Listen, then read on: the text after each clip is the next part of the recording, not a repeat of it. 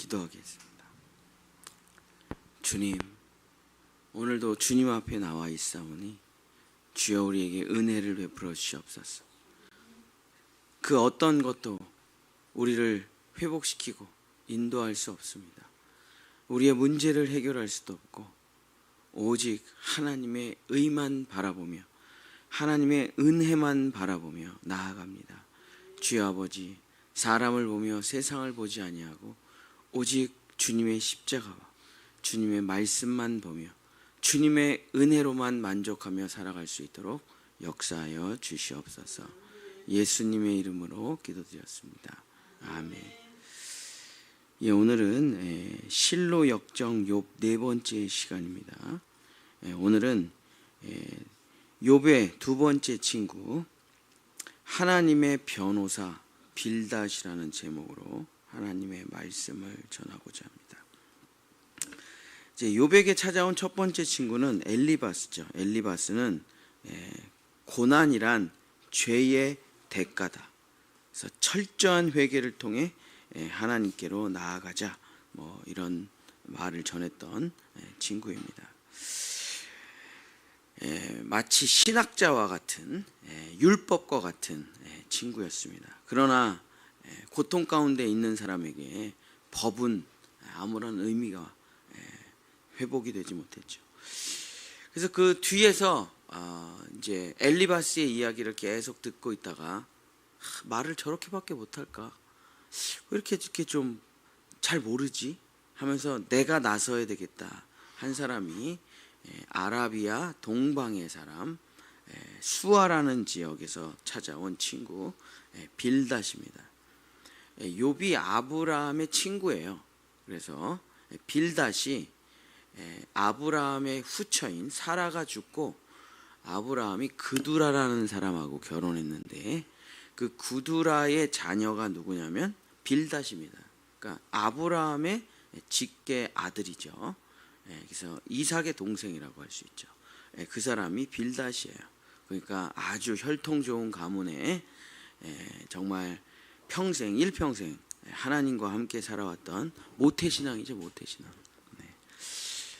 이 빌닷은 일평생 하나님과 함께 혈통 좋은 기독교 집안에서 태어나서 끊임없이 욥의 고통에 대해서 이런 입장을 취합니다.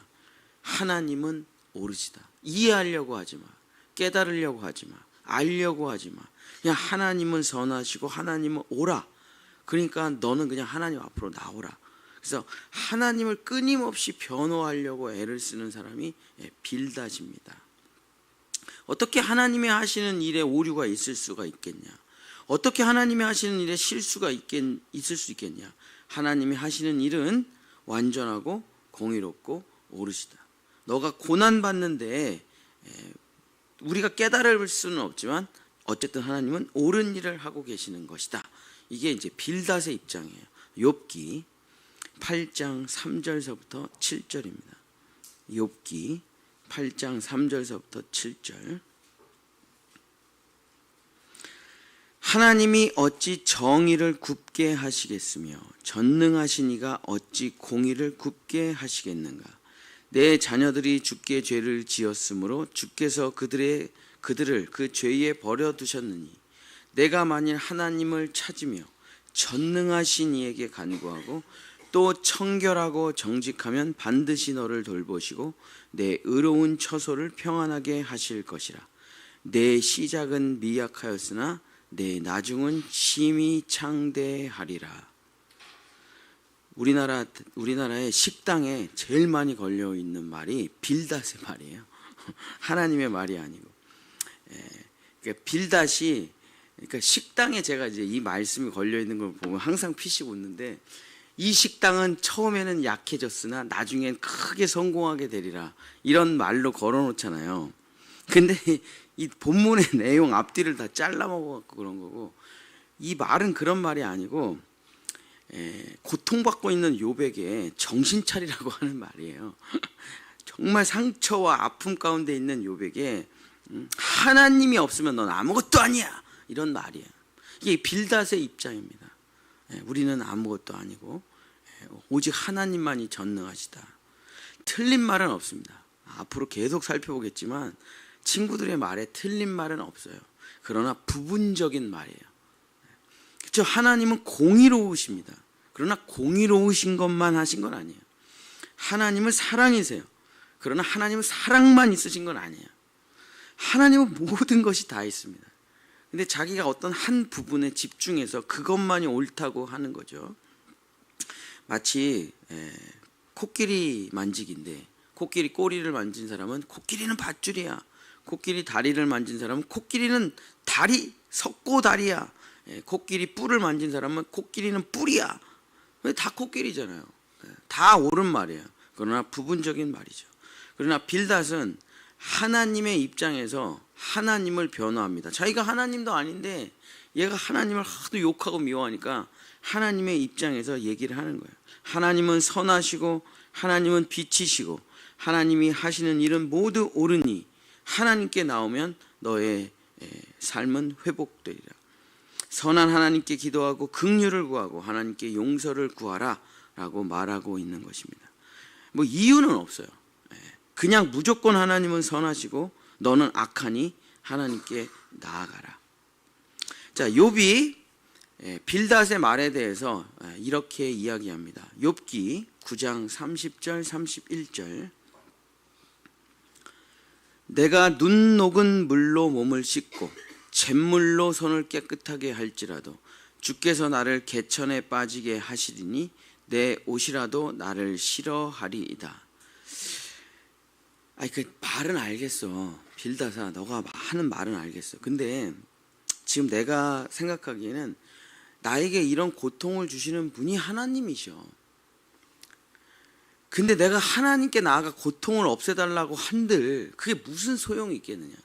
내가 지금 누군가를 나쁘게 해서 고통받고 있는 게 아니라 죄에 대한 대가로 고통받게 있는 게 아니야. 빌닷아, 지금 하나님께서 나를 죽이시고자 하시고 하나님께서 나를 짓밟고자 하시고 하나님이 나에게 고통을 주시는 장본인이신데 하나님께 나아가서 고통을 없애게 해달라고 하는 게 무슨 의미가 있겠냐. 그러니까 이 고통 가운데 있는 욥에게 하나님은 선하시다, 이 말이 가슴에 와닿지가 않아요. 하나님은 모든 것이 옳으시다, 실수가 없으시다, 이 말이 가슴에 와닿지가 않아요. 하나님은 사랑이야, 이 말이 가슴에 도저히 와닿지가 않아요. 지금 욥이 상태가 지금 나를 너무 미워하시는 것 같은데, 나를 너무 죽이려고 하시는 것 같은데, 고난이란 고난은 모든 고난은 나에게 다 쏟아부으시고 진노의 대접을 쏟아부으신 분이 하나님이신데 그는 실수가 없다, 그는 완전하다, 그는 옳다, 그러니 무조건 하나님께 나아가라. 말은 알겠는데 가슴이 움직여지지 않고 감동이 되지가 않아요. 뭐가 도대체 선이라는 거냐, 뭐가 도대체 사랑이라는 거냐. 자, 우리가 인생을 살다 보면 정말 고난을 가지신 분들이 계십니다.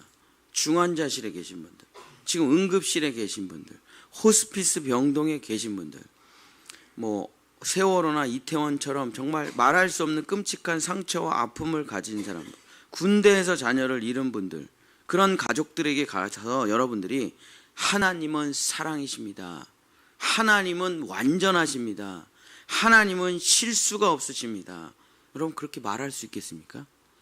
그리고 말을 하면 그 사람들이 맞습니다, 옳습니다 그러겠어요? 그렇죠? 이게 이론적으로는 맞지만 정말 말할 수 없는 상처와 고난에 있는 사람한테 이게 말을 한다 그러면 그 사람들이 받아들일 수 있는 말이 아니라니까요. 제가 세월호 유가족들과 예배를 드린 적이 있는데 마지막에 같이 기도를 하는데 한 여자분이, 그분이 그 세월호 고3 반장 엄마인데 울면서 일어나서 막 울면서 기도를 하시는데 그 기도의 내용이 뭐냐면 하나님을 죽여버리고 싶습니다, 그렇게 소리를 지르며 기도를 하더라고요. 그분은 평생 교회에서 일을 하신 분이에요. 목회자는 아닌데 교회의 관리자 같으신 분이에요.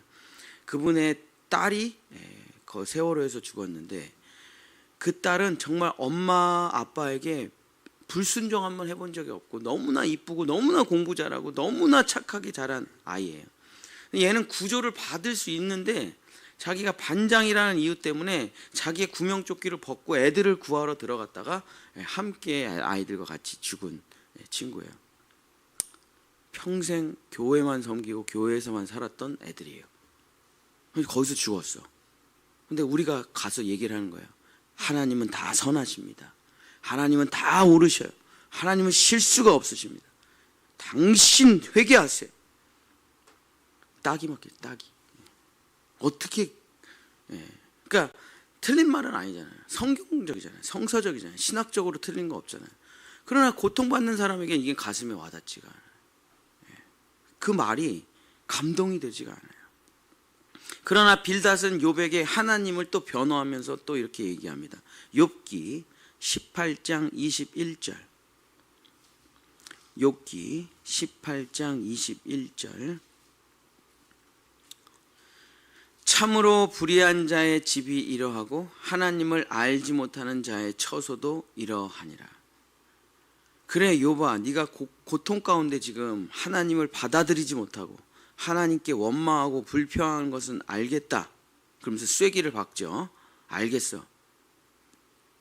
그러나 하나님께로 돌아오지 않으면 넌 더욱 고통스럽게 죽게 될 거야. 고난에 고난. 너 지금 고난이 여기가 끝이라고 생각하지? 아니야. 더 있어. 고난이 더 있다고. 이게 이제 빌닷의 말이에요. 계속 하나님 편에만 서는 거죠. 하나님을 알지 못하는 처소는 멸망이야. 불의한 집이 돼. 더욱더 고통스럽게 죽게 될 거야. 하나님은 생명이야. 하나님은 능력이야. 하나님은 완전한 구원자이기 때문에 하나님께로 네가 계속 지금 회초리를 10대 맞고도 지금 정신 못 차려? 11대야, 12대야, 13대야.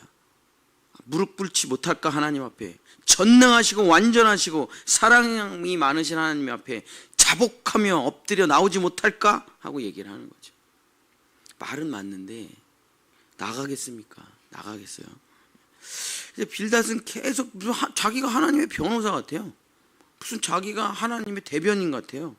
오히려 하나님보다 더 날뛰고 설쳐요. 그러면서 하나님의 입장은 이런 거라고 막 얘기를 합니다. 사실 우리 기독교인들이 이런 경향성을 많이 가지고 있어요. 고통받고 있는 사람한테 찾아가서 정말 더욱더 그 상처를 후벼 파는 이런, 그러니까 틀린 말은 아닌데 하나님을 믿게 하려고 하는 거예요. 그죠? 상처를 후벼 파려고 하는 건 아니에요. 하나님이 너무 좋은 하나님을 내가 아니까 하나님을 이렇게 전도하려고 하는 건데, 너무 하나님 입장에서 서서 얘기를 하니까 이 사람이 와갖고 하나님 얘기만 하고 나를 욕하고 가네? 저런 하나님은 믿지 말아야지. 이런 현상이 생기는 거죠. 그래서 욥은 다시 빌닷의 말에 이렇게 이야기합니다. 욥기 19장 21절 22절. 나의 친구야, 너희는 나를 불쌍히 여겨다오. 나를 불쌍히 여겨다오. 하나님의 손이 나를 치셨구나. 너희가 어찌하여 하나님처럼 나를 박해하느냐? 내 살로도 부족하냐? 지금 나를 봐봐. 지금 내 모습을 봐. 자식 다 죽고 돈 다 잃고 온몸은 피투성이가 돼서 하루도 못 자고 있는데 제발 나를 좀 불쌍히 여겨다오. 얼마나 힘들어. 얼마나 아파. 내가 너의 곁에 있어줄게. 내가 너에게 죽이라도 한 그릇 끓여줄게 라고 말하지 못하냐? 하나님께 얻어맞아서 지금 이 만신창이가 된 모습이 보이지가 않아? 근데 너는 어떻게 와가지고 하나님 얘기만 하냐? 나는 보이지가 않아. 지금 나의 모습은 보이지가 않니? 나의 친구 빌닷아, 도대체 뭘 더 맞아야 되니 내가? 라고 얘기를 하는 거죠. 제발 하나님 편에서 변호하지 말고 좀 내 편이 되어주면 안 되겠냐? 내 말 좀 들어주면 안 되겠냐? 고통받고 있는 사람을 찾아가 꼭 하나님은 옳고 넌 틀렸다고 말을 해야 되냐? 빌닷이 또 화가 머리끝까지 나요. 이 말을 하다 보면 화가 나는 거거든, 사람이. 처음에는 그런 의도로 시작하진 않는데 하다 보면은 자기의 이론과 자기의 철학과 자기의 사상에 굴복하지 않으니까 점점 더 화가 나서 이 사람을 굴복시키고 싶죠. 그래서 빌닷도 엘리바스처럼 절대로 욥에게 하지 말아야 되는 말을 마지막에 또 합니다. 걔를 꺾어 무너뜨리기 위해서. 욥기 25장 6절.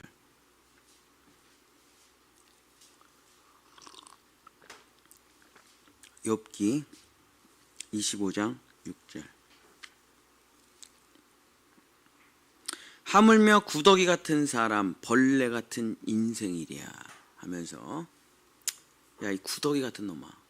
근데 내가 보기에 너가 구더기라는 건 아니에요. 이 앞뒤로 뭐 제가 다 읽을 수가 없어서 그렇지만 하나님이 보시기에 너는 구더기 같은 존재라는 거예요. 하나님이 보시기에 너는 벌레만도 못하다는 거예요. 그런 미물도 안 되는 존재가 하나님께 나오기를 주저하냐, 이런 말이야. 너는 정말 인간 같지도 않다. 하나님께로 나아가 하나님께 생명을 얻고 구원을 받으라. 이거 틀린 말 아니죠, 그죠? 우리가 정말 진실된 회개를 할 때, 자기의 존재를 회개할 때, 구더기에 비하면 난 구더기가 무슨 죄가 있어요? 벌레가 무슨 죄가 있습니까? 근데 내 인생은 하나님과 원수되어 살았고, 사랑하는 가족들에게 상처 주고, 교회를 망가뜨리고, 뭐 그런 인생 아닙니까? 회개할 때 구더기만도 못하다는 고백이 터져 나오긴 하죠.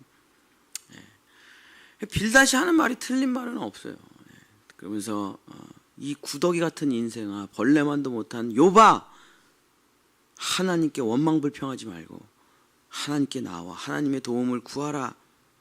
납작 엎드려 하나님을 이해하려고 하지 말고 하나님한테 따지려고 하지도 말고 하나님께 나아가 납작 엎드려 도와달라고 말하라. 욥이 이 빌닷의 마지막 말을 듣고 이렇게 이야기하고 둘의 대화가 끝납니다. 욥기 26장 2절 3절. 내가 힘없는 자를 참 잘도 도와주는구나. 기력 없는 팔도 참 잘도 구원하여 주는구나. 지혜 없는 자를 참 잘도 가르치는구나. 큰 지식을 참 잘도 자랑하는구나. 뭐라고 하면서 끝납니까? 대화가 이렇게 끝나는 거죠. 너 잘났다, 너 잘났어. 이게 그 말이에요. 참 너 잘났다, 아는 거 많아 좋겠다, 대단하십니다, 이렇게 되는 거죠. 그죠? 어쨌든 빌닷은 욥을 도와주러 왔지만 쭉 말을 들어보고 막 진짜 욥은 나는 그 말을 받아들일 수 없어, 그 말을 받아들일 수 없어. 그랬더니 이 벌레가 만도 못한 인생이 그렇게 하나님 앞에서 그렇게 교만을 떨어. 그러니까 대화가 끊어져 버리죠. 그래, 너 잘났다, 가 집에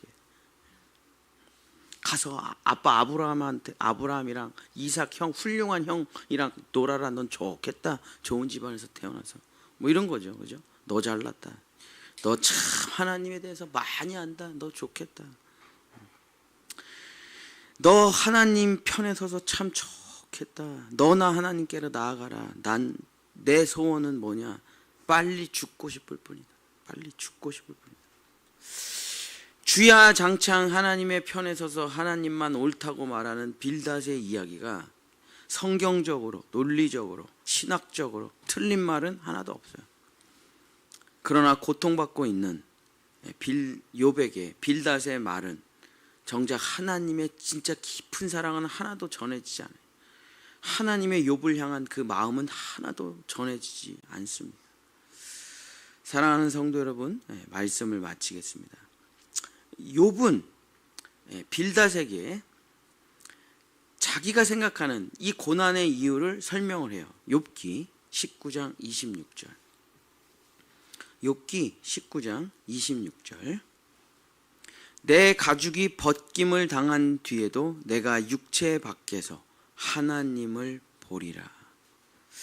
엘리바스의 이야기에 대해서 욥이 이렇게 이야기하겠습니다. 글쎄, 너네들은 지금 나 같은 고통을 당해보지 않아가지고 잘 모르겠는데 나는 이렇게 생각해. 나의 가는 길을 그가 아시나니 그가 나를 단련하신 후에는 내가 정금같이 나오리라. 이게 이제 엘리바스에 대한 이야기죠. 내가 너의 말은 못 받아들이겠는데 하여튼 내가 생각할 때 내 고난의 이유는 뭔가는 잘 모르겠지만 뭔가 하나님께서 나의 불순물을 태우시고 점금과 같이 빚어간다는 것은 알겠어. 그래서 이제 빌닷의 얘기 속에서 두 번째가 뭐냐면 내가 정금과 같이 빚어지는 그 풀무불의 연단이라는 것이 고통이잖아요. 인생이라는 게 풀무불 연단이. 불로 빨갛게 달구고 두드러 팹니다. 또 불순물을 빼어 또 불로 달구고 두들겨 팹니다. 이러기를 수천 수만 번을 해야 명검이 탄생하는 것처럼, 황금이 나오는 것처럼, 우리의 인생을 그거라고 표현할 때 그 마지막 결론은 뭐냐? 내가 이 고난의 끝에 주님을 보리라. 이게 내가 지금 왜 두들겨 맞는지는 모르겠는데, 왜 내가 생각하기에 이게 죄의 대가라고는 여겨지진 않아. 근데 내가 가는 이 길 끝에 뭐가 있느냐? 이제 욥은 자기가 죽은 다음에라고 생각했어요. 내가 육체가 다 찢어지고 발가벗겨져서 내가 죽은 다음에 내 영혼이 내 육체 밖으로 나온다면 그때 내가 완전하여져서 하나님을 만나게 되리라. 내가 나의 두 눈으로 직접 하나님을 보게 되리라. 내가 뭔지는 모르겠지만 이 고난의 끝에는 하나님을 보리라. 이게 욥의 이야기였어요. 나중에 이제 하나님한테 네 친구들이 다 혼나는데 그때 하시는 말이 뭐냐면, 고통당하는 자가 가장 위대하다고 말합니다. 하나님이. 그러니까 고통당하는 자가 제일 지존자예요. 제일 높은 경지예요.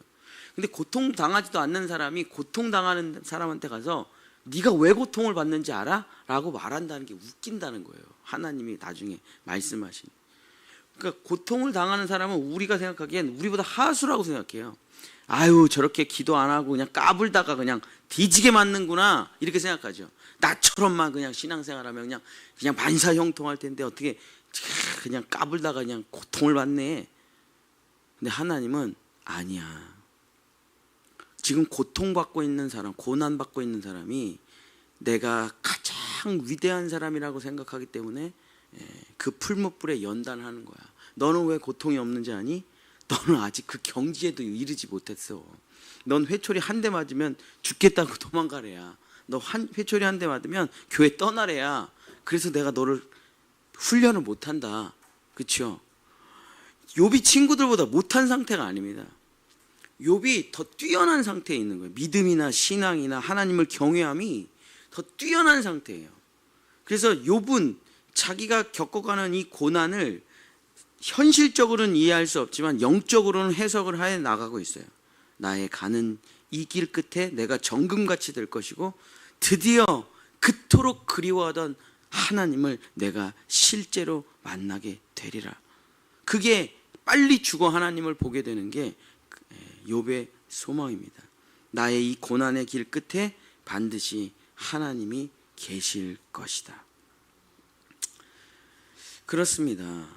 고통, 고난, 아픔, 눈물 다 좋습니다. 다 좋아요. 그러나 고통이 그냥 고통으로 끝난다면, 고난이 그냥 고난으로 끝난다면, 아픔이 그냥 아픔으로 끝난다면 그것처럼 비참한 것이 어디 있겠습니까? 고난이 그저 고난으로 끝나지 말고, 눈물이 그저 눈물로 끝나지 말고, 이 길 끝에서 우리가 주님만 만날 수 있다면 고난은 영광으로 바뀌겠죠. 그게 바로 욥의 소원이었습니다. 사랑하는 성도 여러분, 고난 가운데 우리가 바라는 것이 문제의 해결이라면 또 문제가 찾아오고 말 것이에요. 그러니까 결국에 이제 욥의 친구들이 하는 얘기가 뭐냐면 문제 해결이에요. 문제 해결. 이렇게 하면 문제가 해결될 거야. 이렇게 하면 고난이 없어질 거야. 근데 욥은 그런 걸 원하는 게 아니에요. 나는 진짜 하나님을, 이 고난의 끝에 이 문제를 해결하고 다시 문제로 돌아가는 인생이 아니라 나는 이 문제를 풀어내서 하나님을 만나서 고난을 끝내고 내 눈으로 하나님을 보리라 라고 말을 한 것입니다. 제가 유빈이가 병원에서 죽을 때 마지막 저한테 했던 얘기를 기억을 하죠. 제 가슴속에 죽음에 대한 것을 그 친구가 가르쳐 주었기 때문에.